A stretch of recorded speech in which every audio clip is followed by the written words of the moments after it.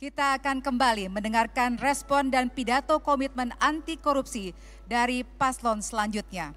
Kita sambut Capres-Cawapres nomor urut 2, Bapak Prabowo Subianto dan Bapak Gibran Rakabuming Raka. Bismillahirrahmanirrahim. Assalamualaikum warahmatullahi wabarakatuh. Selamat malam, salam sejahtera bagi kita sekalian. Shalom Om Swastiastu, Namo Buddhaya, salam kebajikan. Kita telah kumpul di tempat yang baik ini untuk membahas masalah korupsi. Dan saya kira kita semua menyadari dan faham benar betapa masalah korupsi ini merusak kehidupan bangsa dan negara dan membahayakan keselamatan sebuah negara. Negara-negara yang dikatakan gagal, sebagian besar adalah karena tidak mampu mengendalikan mitigasi ataupun menghilangkan korupsi. Justru yang tadi disampaikan oleh pimpinan KPK benar-benar relevan. Kita faham, justru negara seperti kita yang hidupnya banyak sekali tergantung sumber daya alam, disitulah terjadi praktek-praktek korupsi yang sangat mengganggu kelangsungan hidup suatu bangsa. Semua upaya yang sudah disampaikan oleh KPK harus kita dukung. Dan saya bertekad untuk mendukung dan untuk manakala saya nanti bersama Saudara Gibran menerima mandat dari rakyat, saya bertekad untuk memimpin upaya pemberantasan korupsi dengan sungguh-sungguh dan dengan total. Saudara-saudara sekalian, pendekatan yang sudah dilakukan itu sudah benar. Pendekatan pendidikan, kemudian pencegahan dan penindakan, itu sudah benar, harus kita tingkatkan. Tetapi saya memandangnya dari segi sistemik, dari segi realisme. Jadi menurut pandangan saya, kita harus dengan secara realistis mengatur kualitas hidup semua pengambil keputusan yang mengendalikan roda pemerintahan, terutama yang memegang anggaran besar. Kualitas hidupnya ini harus dijamin dan diperbaiki. Contoh, hakim di negara-negara yang maju yang harus kita pelajari, hakim-hakim, apalagi hakim tertinggi, hakim agung, itu dijamin jabatannya seumur hidup. Dia hanya bisa berhenti apabila dia sakit, dia minta berhenti, atau dia meninggal. Itu di Amerika, itu di Inggris. Kemudian Ketua Mahkamah Agung adalah pejabat negara yang gajinya tertinggi. Kediaman resminya lebih besar atau lebih besar dari Perdana Menteri. Itu di Inggris.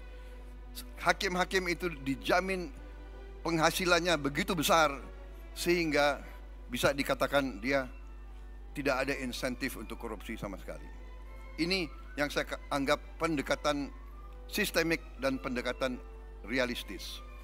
Pejabat-pejabat yang memegang anggaran besar, kualitas hidupnya dan penghasilannya harus sesuai. Sekarang direksi perusahaan swasta, bahkan perusahaan BUMN, gajinya jauh lebih besar dari Panglima TNI, dari dirjen-dirjen, dari menteri-menteri yang memegang anggaran negara yang triliunan. Ini saya kira harus kita mendekatinya secara realistis. Ini keyakinan saya. Jadi kita perbaiki kualitas hidup, kita tingkatkan gaji-gaji semua pejabat, semua penyelenggara negara. Kita mampu, saya sudah hitung dengan tim pakar saya, Indonesia negara kaya bukan negara miskin. Kita mampu, kita tingkatkan kualitas hidupnya, kita jamin kualitas hidupnya dengan berbagai sistem. Dengan demikian kita tegakkan semua undang-undang yang perlu ditegakkan. Bila perlu pembuktian terbalik, tidak perlu kita tunggu delik pengaduan, tetapi seorang pejabat yang mau menjabat jabatan penting harus transparan, harus bisa dilihat. Karena itu saya sangat dukung LHKPN untuk ditegakkan dan diberi sanksi manakala LHKPN itu tidak jujur. Semua kekayaan harus dilaporkan. Jadi intinya demikian, pendekatan secara realistis, sistemik. Kita perbaiki kualitas hidup, kita jamin kualitas hidup sehingga tidak terjadi suatu hal yang tidak masuk akal. Sebagai contoh, pejabat yang mengendalikan anggaran kontrak-kontrak besar itu diperlakukan sama dengan pejabat yang tidak punya tanggung jawab sebesar itu. Ini saya melihat sehari-hari di lingkungan tanggung jawab saya. Di Kementerian Pertahanan ada pejabat yang mengendalikan triliunan dalam kontrak-kontrak, pangkatnya sama dengan pejabat yang kerjanya rutin. Ini saya ajukan sudah 2-3 tahun untuk jabatannya dinaikkan, mungkin tidak dari segi gaji, tapi dari segi penghormatan. Saya mau usulkan pejabat-pejabat di Kementerian Pertahanan yang mengendalikan anggaran begitu besar diberi bintang 3. Tapi sampai sekarang ya mungkin birokrasi dan sebagainya masih belum tembus. Itu pertama, jadi sistemik pendekatan. Yang kedua menurut saya adalah kehendak politik, political will. Tadi saya sependapat dengan Pak Anies tadi, harus dari atas. Political will, kehendak politik. Kehendak politik untuk menegakkan pemberantasan korupsi. Dan Ingarso Sungtulodo memberi contoh. Pengalaman saya di tentara, kalau pemimpin memberi contoh yang jelek, anak buahnya lebih jelek lagi. Jadi kita selalu harus memimpin dengan contoh, memimpin dari depan, transparan, dan kita harus selalu menegakkan walaupun mungkin berat.